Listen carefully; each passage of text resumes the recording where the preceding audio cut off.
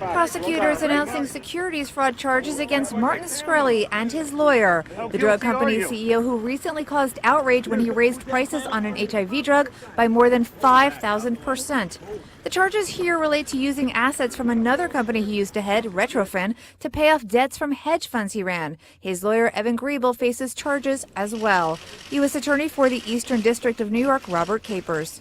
Today, this office and the FBI are announcing the arrests this morning of Martin Shkreli and Evan Rebell, and the unsealing of a 7-count indictment charging Shkreli with securities fraud conspiracy, securities fraud, and wire fraud conspiracy.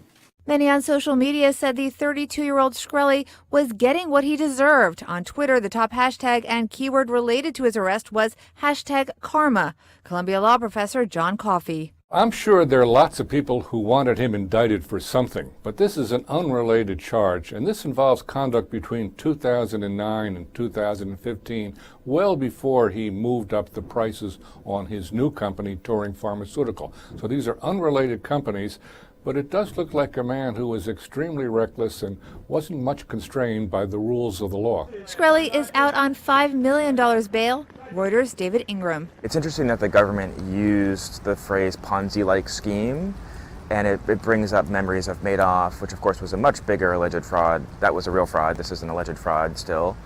But it brings back memories of Madoff and other Ponzi schemes that we've seen in the past. The maximum sentence for the top count is 20 years.